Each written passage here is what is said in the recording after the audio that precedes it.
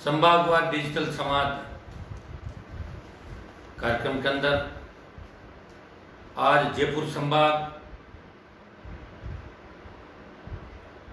के मेरे आरएलपी के भाइयों से, कार्यकर्ताओं से, मेरे समर्थकों से, प्रशंसकों से रूबरू होने का मौका मिला।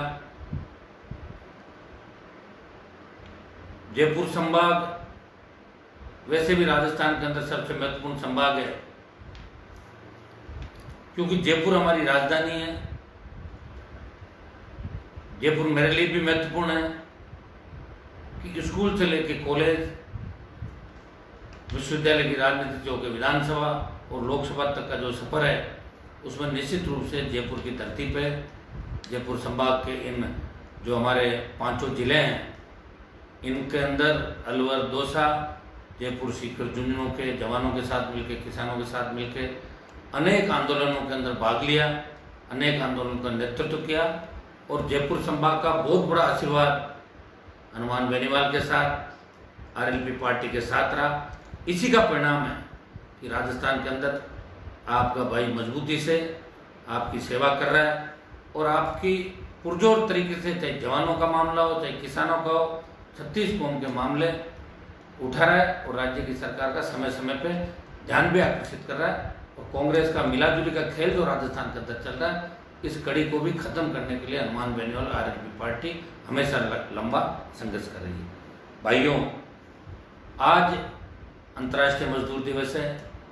मैं सब मजदूर भाइयों को जो कड़ी मेहनत करके हिंदुस्तान के निर्माण के अंदर, विश्व के निर्माण में और राजस्थान के निर्माण में जुटे हैं, वो पूरी ताकत लगा के एक नया राजस्थान, नया देश खड़ा करना चाहते हैं। मैं उन सबको बधाई देता हूँ। साथ ही साथ मैं राज्य सरकार और दिल्ली की सरकार से निवेदन भी करूँगा कि मजदूरों को न्यूनतम मजदूरी, सुप्रीम कोर्ट की जो गाइडलाइन है, सुप्रीम कोर्ट के जो दिशा निर्देश है, उनके अनुसार जो संविदा पे लगे, चाहे दूसरे कई जगह हम देख रहे हैं कि संविदा पे आप न्यूनतम मजदूरी से भी कम के अंदर संविदा पे लोगों से काम ले रहे हो, ये सरासर अन्याय है। अभी दिल्ली के अंदर पार्लियामेंट में कानून भी पास हुआ जिसमें कुछ जगह न्यूनतम मजदूरी दिल्ली की सरकार ने घोषित भी करी है, केंद्र सरकार ने। मैं तमाम राज्यों से, राजस्थान राज्य से ये निवेदन को अपील करूंगा, केंद्र सरकार से भी अपील करूंगा कि मजदूरों की न्यूनतम मजदूरी सुप्रीम कोर्ट की गाइडलाइन के हिसाब से तय होनी चाहिए। यही मजदूर दिवस पे इनको एक बहुत बड़ा तोहफा मजदूरों को होगा, क्योंकि कोरोना काल के अंदर मजदूर पूरी तरीके से परेशान है। पिछले 2 महीने से, आने वाले 2-3 महीने तक अगर ये हालात बने रहे, सोशल डिस्टेंसिंग से लेके जो हालात हमारे बने, उसमें आम आदमी जो दिहाड़ी मजदूर है, जो रोज मजदूरी करके अपने परिवार का पेट पालता है और हम सबको विकास के पथ पे आगे ले जाता है, उनके सामने बहुत बड़ा रोजगार का संकट खड़ा हो गया। इसमें सरकार को पहल करनी चाहिए। आज क्या इस संभाग के अंदर महत्वपूर्ण हमारी राजधानी और राजधानी के साथ शेखावाटी के सीकर, झुंझुनू, जिन्होंने आज़ादी के आंदोलन से पहले से लेकर आज तक जितनी भी लड़ाइयाँ हुई, 62, 65, 71 और कारगिल की लड़ाई के अंदर सबसे ज़्यादा शहादत अगर किसी ने दी तो शेखावाटी के, सीकर, झुंझुनू के किसान के बेटों ने दी। और उन्होंने हमेशा किसान जाति का नाम रोशन किया और दुश्मनों के छक्के छुड़ाए। इसीलिए दिल्ली की सरकार ने झुंझुनू के अंदर सैनिकों की संख्या को देखते हुए सैनिक स्कूल झुंझुनू के अंदर खोला। और खेल के मामले में भी, राजस्थान में खेल के मामलों की बात हम करें तो राजस्थान जहाँ भी प्रतिनिधित्व करता है, चाहे देश के प्रतिनिधित्व की बात हो, चाहे इंटरनेशनल मेडल की बात हो, तो शेखावाटी के बेटे बेटियों ने, अलवर जयपुर के बेटे बेटियों ने हमेशा इस राजस्थान का मान बढ़ाया, हमेशा गौरव बढ़ाया।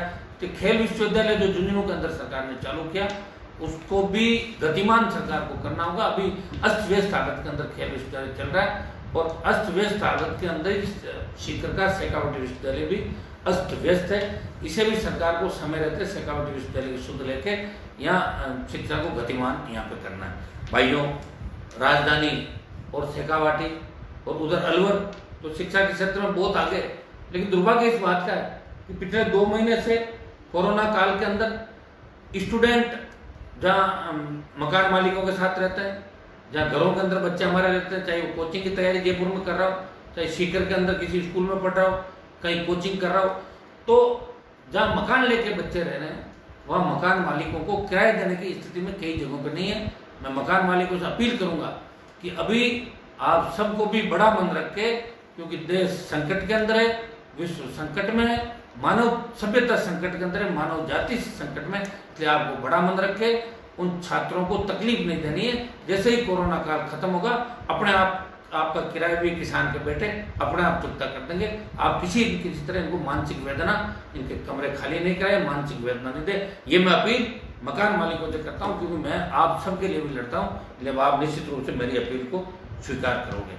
शेखावाटी शिक्षा के क्षेत्र में भी आगे हमेशा, आज से 50 साल पहले जब नर्सिंग के अंदर सिर्फ केरल राज्य का दबदबा हुआ करता था, जब हम बच्चे थे 35 साल पहले, 30 साल पहले, तब हम देखते थे कि राजस्थान जो नर्सिंग के अंदर हमारी लड़कियां जो आगे आई है, उससे पहले सिर्फ केरल राज्य की लड़कियां ही राजस्थान के उप स्वास्थ्य केंद्रों पर लगती थी।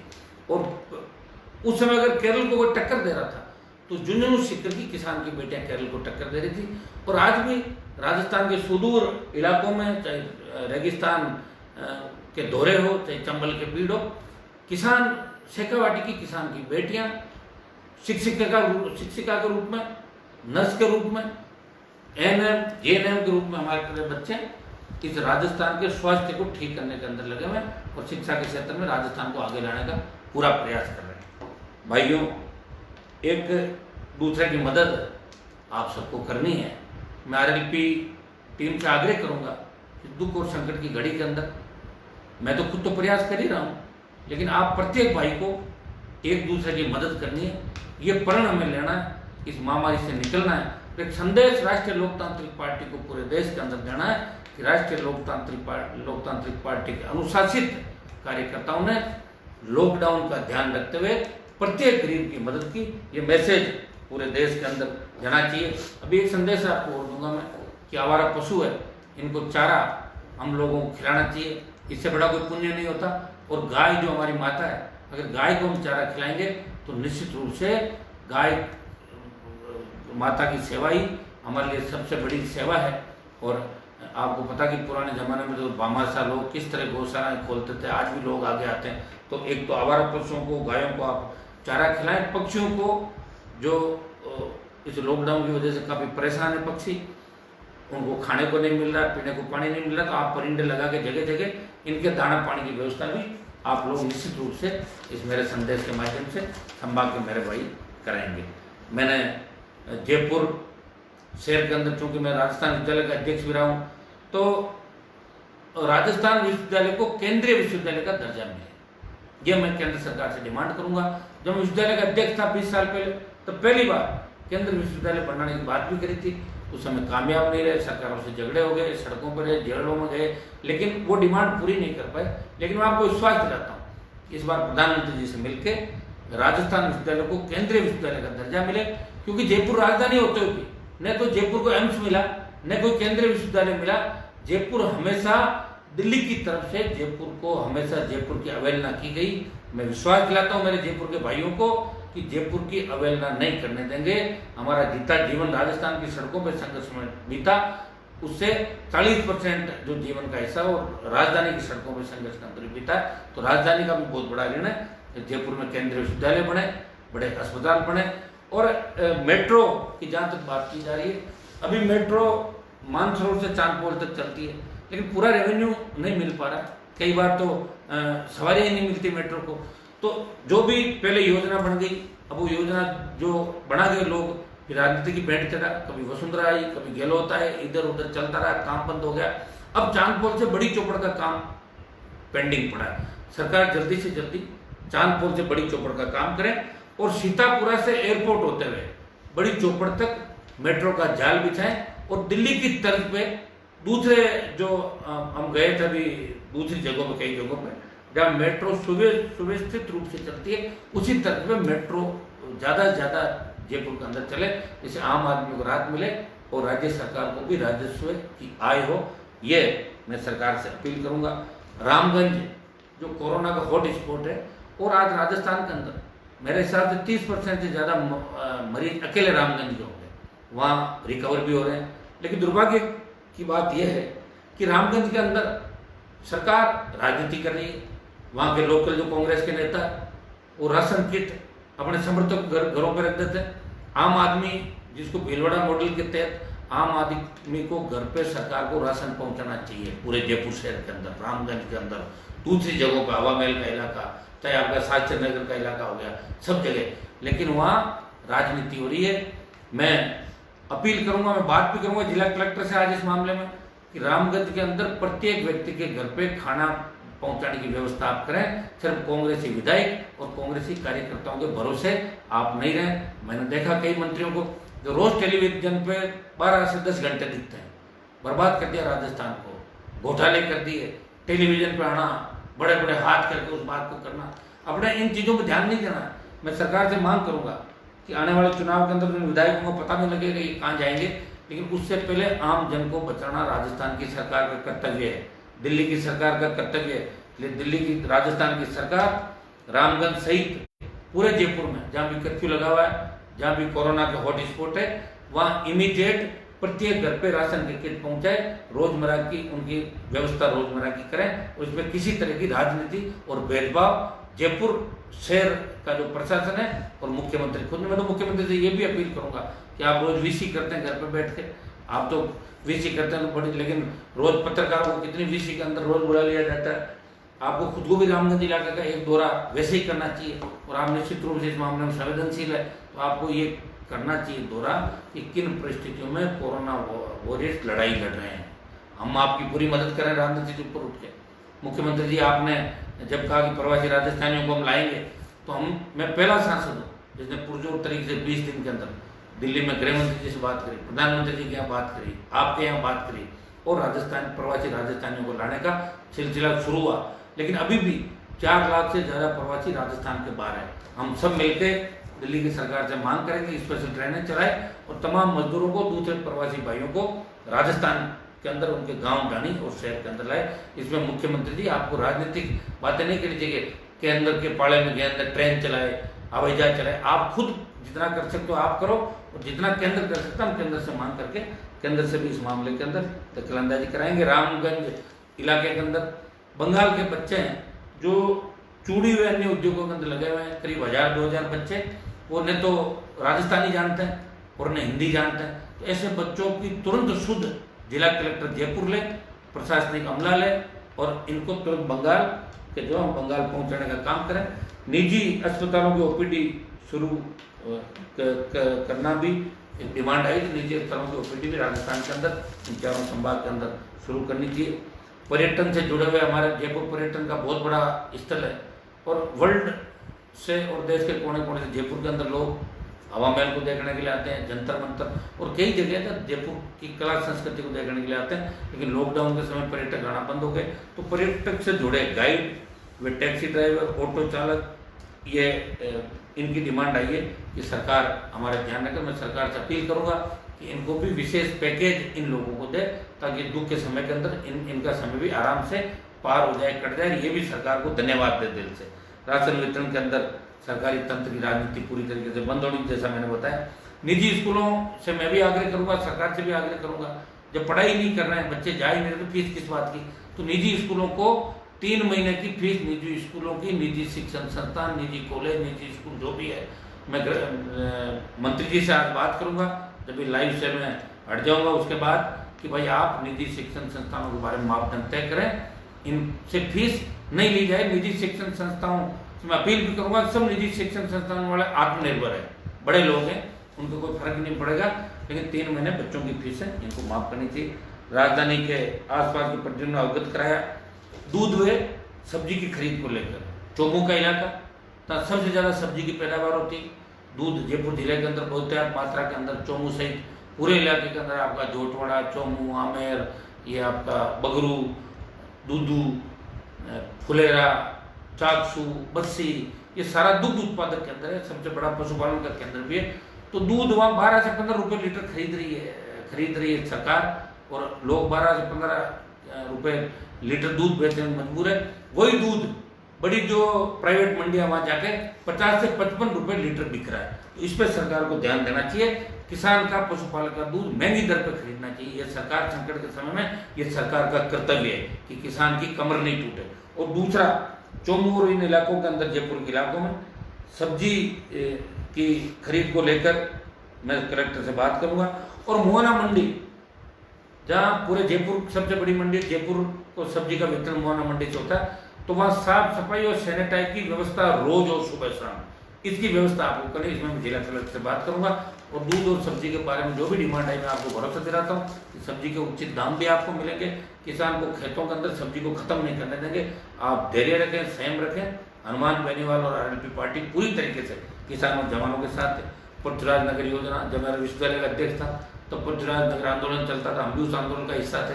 हम भी कोशिश करते थे जिनकी जमीन है उनको पट्टे दिए जाए। लेकिन दुर्भाग्य इस बात का, पृथ्वीराज नगर योजना के अंदर 100 गज के प्लॉट के आपने 1.25 लाख रुपया भी ले लिया विकास शुल्क के नाम पे, नामांतरण के नाम पे।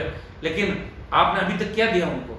वो जयपुर शहर के अंदर कच्ची बस्ती के अंदर जैसे लोग जीवन यापन कर रहे हैं वैसे पृथ्वीराज नगर के बासिंदे जीवन यापन कर रहे हैं। पहले तो जितना भी पृथ्वीराज नगर का नियमन बचा है, सरकार कभी तो कोई सा वो लेके आती है कि इतना % लेंगे, कभी कहती इतना % हम विकास शुल्क लेंगे, तब आपका नियमन करेंगे, तब पट्टे जारी करेंगे।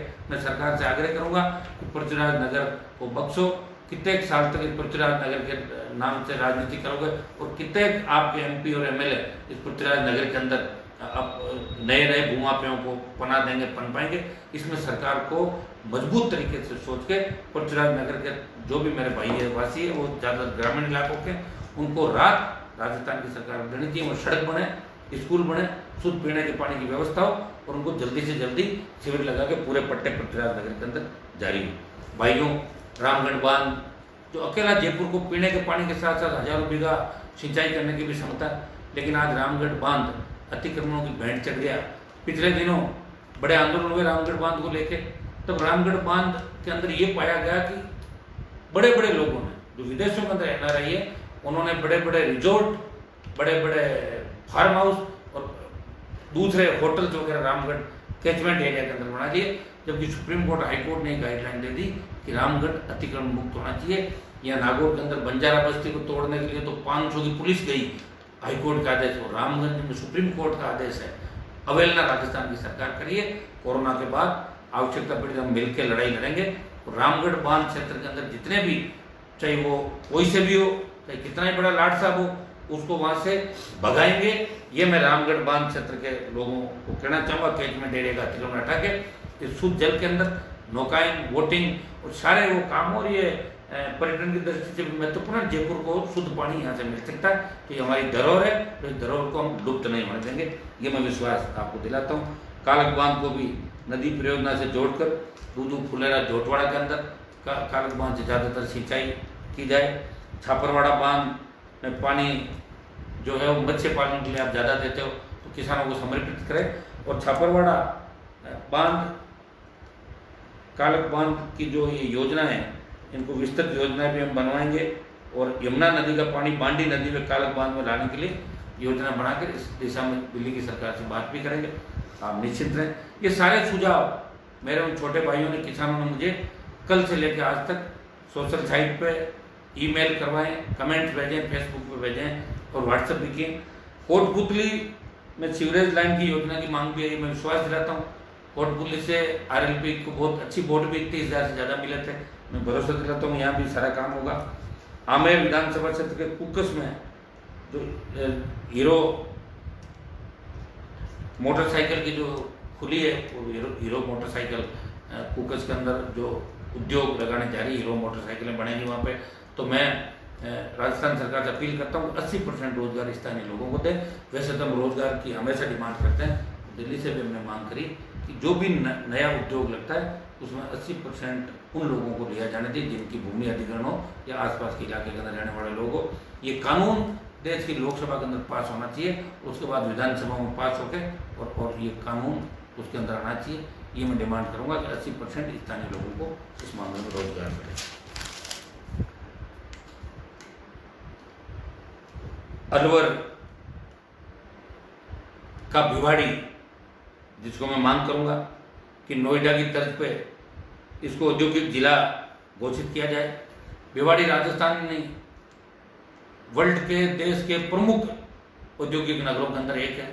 दुर्भाग्य इस बात का कि 5,000 से ज़्यादा औद्योगिक इकाइयाँ भिवाड़ी के अंदर काम कर रही है। फिर भी इतना, और जो राजस्व है वो 12% GST राजस्थान की अकेला भिवाड़ी कस्बा दे रहा है। मैं राजस्थान की सरकार से अपील करूंगा कि भिवाड़ी प्रदूषण मुक्त हो। अभी मैं पढ़ रहा था कि भिवाड़ी विश्व के 5वें नंबर का प्रदूषण शहर है, जहाँ 5वां नंबर भिवाड़ी का आया। ये हमारे दुर्भाग्य की बात है। शिक्षा के क्षेत्र में भिवाड़ी आगे बढ़े, हर तरह का डेवलपमेंट वहाँ से हो, क्योंकि हमें वहाँ रोजगार भी हजारों लाखों लोगों को भिवाड़ी ने रोजगार दिया। वहाँ भी 80% रोजगार की हम बात करेंगे।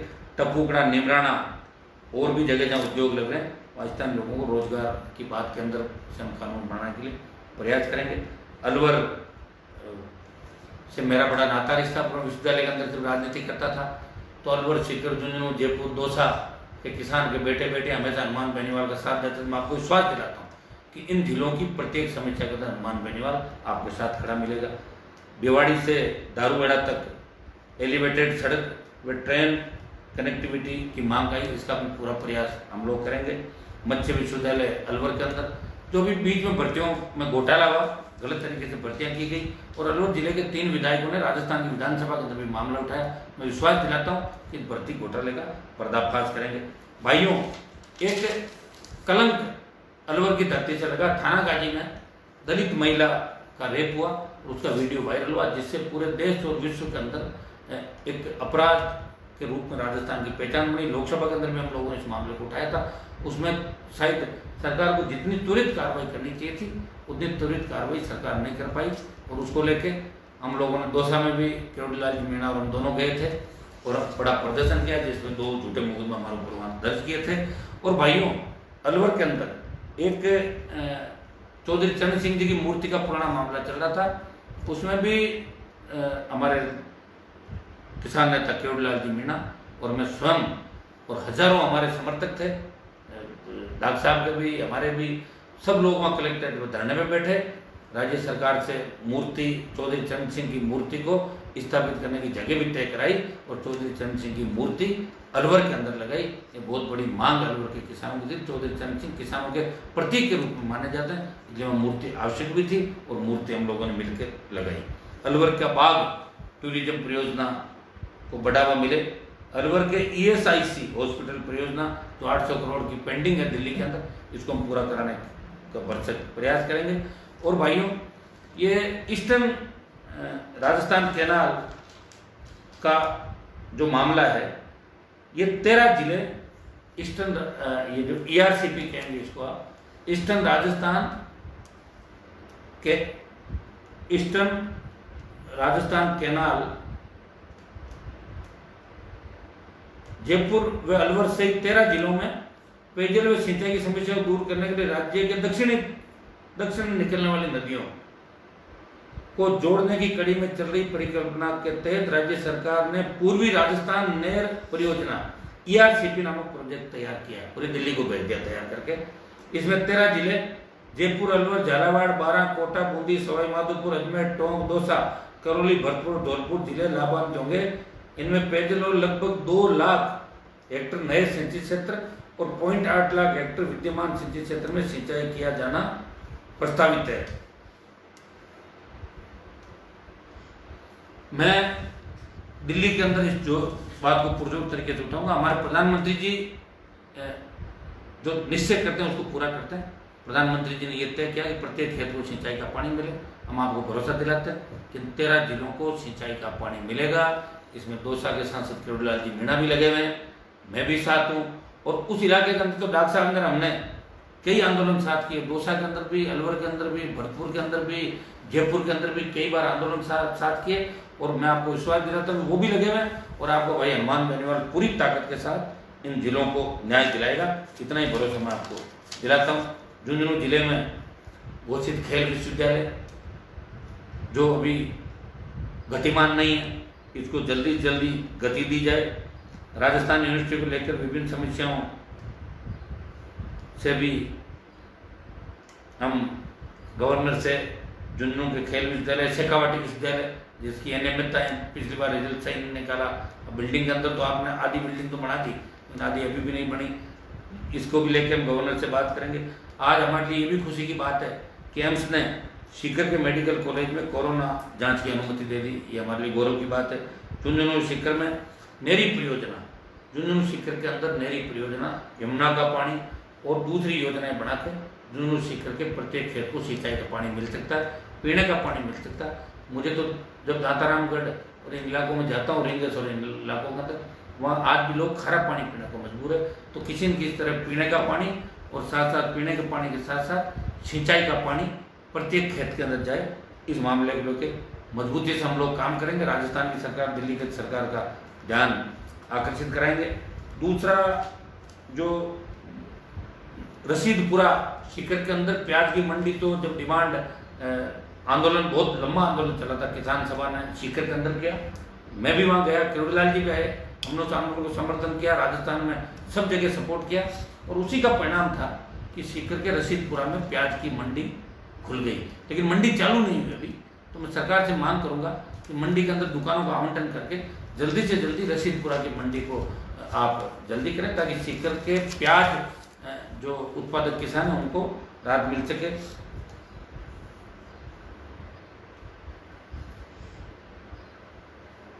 निजी कॉलेज मालिकों ने फैकल्टी को कई जगह सैलरी नहीं दी, सीकर जयपुर कई जगह से यहाँ की फैकल्टी ने मांग की। मैं सबको विश्वास दिलाता हूँ, निजी मालिकों से डिमांड करूंगा कि सबको आप जल्दी से जल्दी इनकी सैलरी दें। अब जो एक बात निकल के आती है चारों जिलों से, चारों जिले शिक्षा के क्षेत्र में बहुत आगे, सीकर, झुंझुनू, अलवर, दौसा भी और जयपुर भी। तो भाइयों, इन चारों जिलों के अंदर सबसे ज्यादा कमेंट आई, अधूरी भर्तियां पूरी करो। मैंने अभियान भी चलाया, 3 दिन से रोज अलग अलग संभाग के साथ में लाइव भी आ रहा हूँ। आज जयपुर संभाग है, मैं आपको विश्वास दिलाता हूँ, अधूरी जितनी भी भर्तियां हैं गहलोत सरकार को पूरी करनी पड़ेगी। अभी कोरोना की मार है, पहले कोरोना मुक्त प्रदेश हमारा हो, और मुझे पूरा भरोसा है कि आप लॉकडाउन की पालना भी कर रहे हैं, एक दूसरे की मदद भी कर रहे हैं, और हर व्यक्ति इस वैश्विक महामारी के अंदर एक दूसरे की सेवा करने के लिए आगे निकल पड़ा। और मुझे बहुत बड़ी खुशी है कि आरएलपी पार्टी का जवान प्रत्येक खुद के हिसाब से हर जगह, कहीं अनाज बांट रहा है, कहीं दूसरा काम कर रहा है, भूखे कोई नहीं सोए उनके खाना भिजवा रहे हैं, कहीं दवाई भिजवा रहे हैं, कहीं सैनिटाइज करा रहे हैं, कहीं दूसरे काम कर रहे हैं। इसके लिए मैं आरएलपी के कार्यकर्ताओं को धन्यवाद दूंगा। आपकी अधूरी जितनी भी भर्तियां इनको पूरा कराने के लिए हम दृढ़ संकल्पित हैं। दृढ़ संकल्प मैंने पहले भी लिया, आगे भी लूंगा। भाइयों, बीच में अगर कोरोना नहीं आता तो जोधपुर के अंदर हम बड़ी एक रैली करते और सरकार का ध्यान आकर्षित करते, लेकिन कोरोना आने से अब डिजिटल जो समाज का अपना कार्यक्रम है, इस प्लेटफॉर्म से लाखों लोगों तक हम हमारी बात पहुंचा सकते हैं। इसलिए मैंने तय किया कि पूरे राजस्थान के प्रत्येक गांव ढाणी के अंदर बैठे प्रत्येक किसान के बेटे को मैं मेरी बात सुनाऊंगा, बात करूंगा। मैं हमेशा एक बात कहता हूँ, जाट, यादव, गुजर, मीणा, ये मैं हमेशा कहता हूँ, ओबीसी, 36 कौम, तो ये चारों संभाग है। इन चारों संभागों में अलवर यादव बाहुल्य, दौसा मीणा बाहुल्य इलाका हो गया, गुजर भी है दौसा के अंदर, जयपुर में जाट गुजर सारे हैं, शेखावाटी के अंदर जाट बाहुल्य इलाके हैं, तमाम शेड्यूल कास्ट से 36 कौम। और जहाँ मैं जो बात करता हूँ, चारों प्रमुख जातियां भी इलाकों के अंदर है। मैं सबको आश्वस्त करता हूँ कि आप सबको साथ लेके नए राजस्थान के निर्माण के अंदर अपन चल पड़ेंगे, अधूरी भर्तियां भी पूरी करेंगे।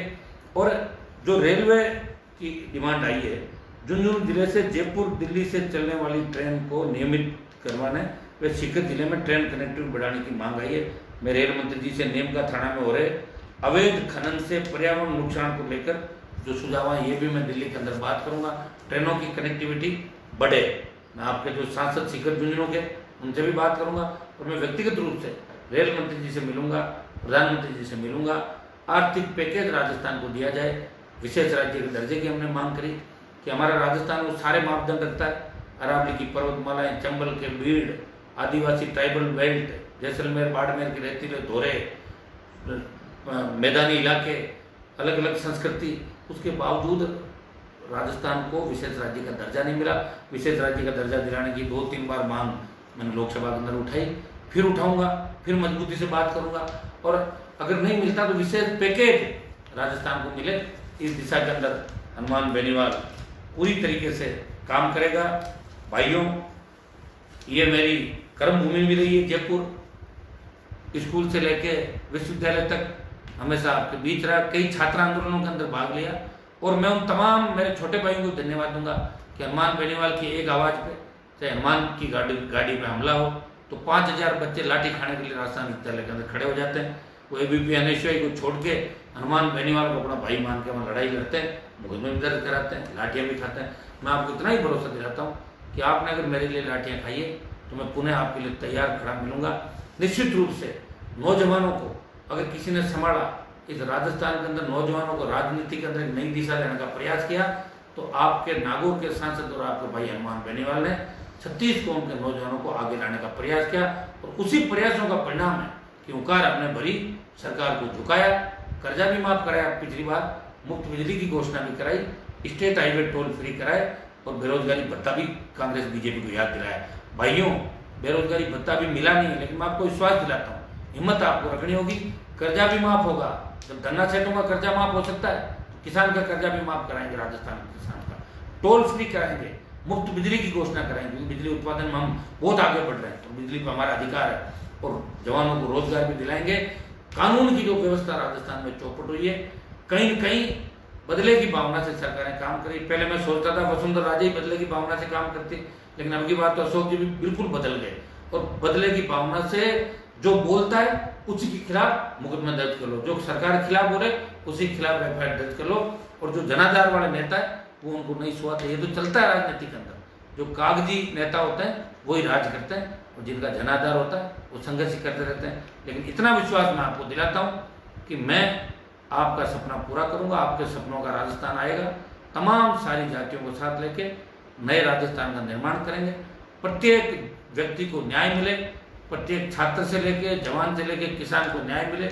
हमारे इस राज्य के अंदर महिलाएं सुरक्षित हो, रात को 12 बजे हमारी बहन बेटियां बाहर निकले, मजा ले कोई सामने देख ले। यहाँ कहाँ कानून का राज है? आप बताओ, थानों के अंदर दुष्कर्म हो जाता है, खुलेआम भ्रष्टाचार हो रहा है, मंत्री भ्रष्टाचार में इन्वॉल्व है। जो भ्रष्ट मंत्री है वो राजस्थान को दिशा निर्देश देते हुए रोज टेलीविजन पर नजर आता है। अब इन लोगों ने एक चीज तय कर ली कि कोरोना के साथ साथ हमारी खुद की पॉपुलरिटी भी बढ़ा लें, बाकी तो काम अच्छे हैं नहीं, तो रोज टेलीविजन पे दूसरे किसी को आने ही नहीं देते। ये काम कई 2, 3, 4 मंत्रियों का रह गया, और इनका भी समय के साथ अपना आप निपटारा हो जाएगा। मैं तमाम चारों जो हमारे जिले हैं, जयपुर, सीकर, झुंझुनू, 5 जिले, दौसा और अलवर के भाइयों को उन्हें धन्यवाद देता हूँ। और मैं आपको विश्वास भी दिलाता हूँ, हमेशा लाइव के माध्यम से, दूसरे माध्यमों से मैं आपके बीच समय समय पर आता रहूँगा, और आपकी समस्याओं के समाधान के लिए हनुमान बेनीवाल ने अपना जीवन समर्पित कर दिया। 5 बार 6 बार मंत्री पदों को ठोकर मारी, लेकिन अपनी जिद से आप इस राजस्थान को बदलने का काम किया और नौजवानों और किसानों का नेतृत्व करने का प्रयास किया। भाइयों, इतना भरोसा मैं आपको दिलाता हूँ, तमाम जातियों के मजबूत नेताओं को साथ लेके 2023 के मिशन की तैयारी आपको अभी से करनी है। लॉकडाउन अगर बढ़ जाता है तो धैर्य रखना। जब अपन इतना धैर्य रख लिया, 15-20 दिन, 10 दिन, 20 दिन जो भी बढ़ जाएगा, उसके अंदर हमें धैर्य रखना। बाहर प्रवासी जो हमारे भाई है उनको विश्वास दिलाता हूँ, मैं उनके लिए पूरी ताकत लगा हुआ हूँ। आप चिंता नहीं करें, आप सबको गांव ढाणी तक लेके आने की जिम्मेदारी हमारी है। इस लॉकडाउन के बाद पिछले 1.5 साल के अंदर जितने भी भ्रष्टाचार हुए, अलग अलग जिलों के अंदर, अलग अलग इलाकों के अंदर, अलग अलग महकमों के अंदर, चाहे मेडिकल हेल्थ में हुआ, चाहे परिवहन विभाग के अंदर हुआ, चाहे UDH के अंदर हुआ, चाहे किसी बिजली पानी के महकमे के अंदर, एक ऐसे मंत्री को बिठा दिया जिसको अनुभव ही नहीं है, वो मंत्री दोनों महकमे कैसे चलाएगा? 1.5 साल से राजस्थान को गर्त में डुबोने का काम ये जो लोग कर रहे हैं। लॉकडाउन के बाद बड़े आंदोलनों की तैयारी के अंदर आपको लगना है। राजस्थान की फिजा बदलनी है, राजस्थान की तस्वीर बदलनी है। 22-23 राज्यों के अंदर तीसरी ताकतें राज कर रही है, तो राजस्थान के नौजवान इतने कमजोर नहीं। ये वीरों की धरती है, महावीरों की धरती है, लोक देवताओं की धरती है। इसलिए भाइयों, मैं आपको आह्वान करता हूँ कि आप लोग मेरे साथ आगे बढ़े, प्रयास करें। अभी तो लॉकडाउन में एक दूसरे की मदद का ही ध्यान रखें, और 23 के मिशन को भी आपको ध्यान में रखना है। 23 में बीजेपी और कांग्रेस का जो मिलाजुली का खेल राजस्थान के अंदर चल रहा है, भारतीय जनता पार्टी ने 1.5 साल में कोई आंदोलन इस कांग्रेस सरकार के खिलाफ राजस्थान के अंदर नहीं किया।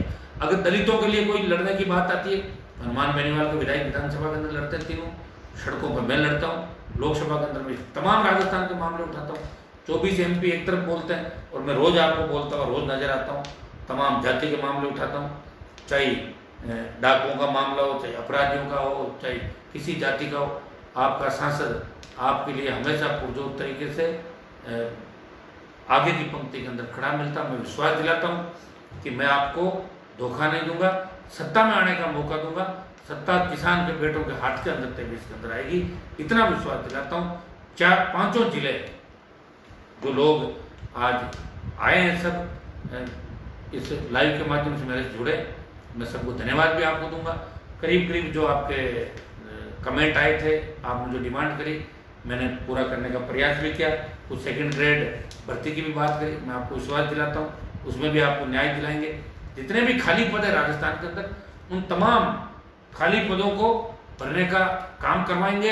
एलडीसी भर्ती में जो 500 कुछ पद सरकार खाने की कोशिश कर रही है, मैं आपको विश्वास दिलाता हूँ कि एलडीसी भर्ती के अंदर भी पूरे जो एलडीसी की 500 से ज़्यादा ओबीसी और जनरल करेंगे, उन पदों की प्रक्रिया भी सरकार से हम करवाएंगे।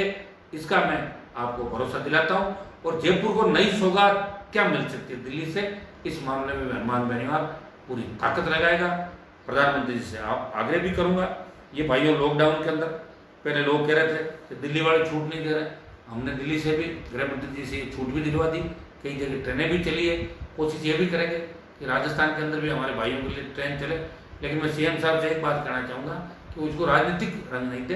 किसी न किसी कारण से लॉकडाउन हुआ होगा, आप भी लॉकडाउन कराने में थे, हम सब थे, चाहते थे कि ये बीमारी आगे नहीं बढ़े। इस बीमारी के आगे अमेरिका, चीन, स्पेन, जर्मनी, इंग्लैंड ने घुटने टेक दिए, फिर भी भारत आज इस बीमारी से बचा हुआ। चाइना ने घुटने टेक दिए। जितनी मौतें बड़े बड़े जो विकसित देश थे, जहाँ हमसे बहुत आगे थे, वहाँ मौतों को नहीं रोक सके। फिर भी इंडिया ने लॉकडाउन, प्रधानमंत्री जी ने लॉकडाउन करके इसको रोकने का प्रयास किया। और भयंकर महामारी, वर्ल्ड कह रहा था कि इंडिया में सबसे ज़्यादा फैलेगी, उसको रोक दिया। देवताओं की कृपा भी हमारे देश के ऊपर है, लोक देवताओं की कृपा भी, और आप सब ने सोशल डिस्टेंसिंग और लॉकडाउन का पालन किया।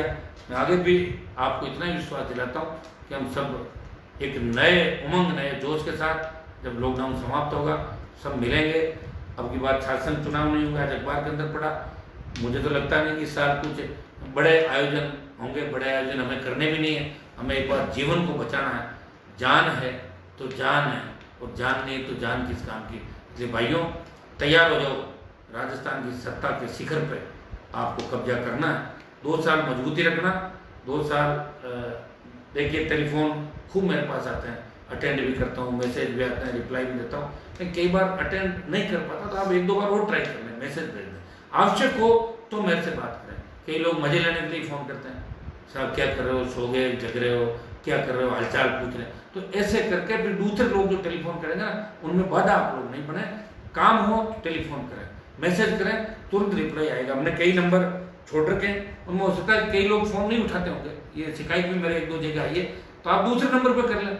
निश्चित रूप से 98-97% टेलीफोन जो RLP नंबर दिए वो उठाएंगे। राजस्थान के अंदर हमारे नौजवान काम कर रहे हैं, पदाधिकारी काम कर रहे हैं। और देखिए, पार्टी बनी है पहली बार राजस्थान के अंदर। ये पार्टी बनाना ही बहुत बड़ी बात। पार्टी बना के 57 जगह लड़ाना, 9 लाख वोट लेना, और फिर प्रधानमंत्री जी का साथ देके दिल्ली को मजबूती देना। और ये सब नौजवानों की इच्छा थी। आपकी इच्छा के अनुरूप मैंने काम किया। और आज का जो संभाग है, ये बहुत महत्वपूर्ण संभाग है। ये मेरा बचपन, मेरी जो राजनीतिक शुरुआत थी, इसी संभाग से गुजरी। और इसी संभाग के नौजवानों ने हमेशा मुझे 20 साल पहले भी सहयोग किया। आगे जब सीकर के अंदर रैली करी, जयपुर में रैली करी, आपने रिकॉर्ड तोड़ दिए। और सत्ता का जो जयपुर का रास्ता है राजधानी का, वो इसी संभाग से होके जाएगा। अगर इस संभाग में फतेह कर लिया आपने, वैसे RLP को बहुत अच्छा वोट इस संभाग के अंदर मिला था 2018 के अंदर, सीकर के अंदर अच्छा मिला, जयपुर की 5-6 विधानसभा क्षेत्रों के अंदर, अलवर के अंदर भी 1-2 जगह अच्छा वोट मिला। तो भाइयों, अगर आपने इस संभाग पे कब्जा कर लिया, तो समझ लो कि राजस्थान की राजनीति पे आपका कब्जा हो गया। इसलिए उठो, तैयारी करो आने वाला जो 23 कमीशन है उसकी। और अभी कोरोना के अंदर अपने भाइयों की मदद करो, दीन दुखी पीड़ितों की मदद करो। सब लोग मिलके अपना साथ देंगे। और कई जगह मान लो मैं बात आपको नहीं कह पाया, तो मैं उसके लिए आपको लिखित में सूचना भी दे दूंगा। और अभी अभी समाचार मिला कि लॉकडाउन 17 तारीख तक बढ़ा दिया, तो अपने को लॉकडाउन की पालना भी करनी है। बीच में दोबारा आपके बीच उपस्थित आपका भाई होगा। कोई भी आवश्यक काम होता है बताएं, निश्चित रहें। पूरी ताकत लगा के काम भी करेंगे। और जिन मुद्दों को लेकर RLP पार्टी का गठन किया संघर्ष के साथ, वो तमाम मुद्दे मुझे याद है। मैं चाहता हूँ कि राजस्थान के प्रत्येक समाज को, प्रत्येक व्यक्ति को और अंतिम छोर पर बैठे व्यक्ति को न्याय मिले। केंद्र की योजनाएं प्रत्येक घर तक पहुँचे और राज्य सरकार भी ज़्यादा से ज़्यादा काम राजस्थान के अंदर करे। सड़कें इन चारों जिलों के अंदर सड़कों का जाल बिछे, 5 जिलों के अंदर। ये डिमांड भी आई है, मैं आपको भरोसा दिलाता हूँ। पेयजल के हिसाब से भी और सड़कों के हिसाब से भी शुद्ध पीने का पानी भी मिलेगा। सिंचाई के जो साधन है ERCP योजना, उसको भी हम पूरा कराएंगे और सड़क निर्माण में भी इन 5 जिलों को आगे लेकर चलेंगे। इतना विश्वास मैं मेरे भाइयों को दिलाना चाहता हूँ। आप सब ने मुझे सुना, मुझे अपने कीमती आपने सुझाव भी भेजे, कमेंट्स भी भेजे, मैं सबका शुक्रगुजार हूँ, सबको धन्यवाद देता हूँ। और बाकी जो कई लोगों की मैं बात नहीं कह पाया, तो उनको दूसरे माध्यम से टेलीफोन करके या कागज हम भेज के बात कर लेंगे। अब RLP का जो हमारा उस पर RLP पार्टी की तरफ से कई मामलों को लेकर आंदोलन करना पड़ा। एक ट्विटर का अभियान आपने ट्विटर पे चलाया था पूर्ण भर्तियों को पूरा करने का, प्रवासी राजस्थानियों को लाने का, तो बहुत सफल हुए।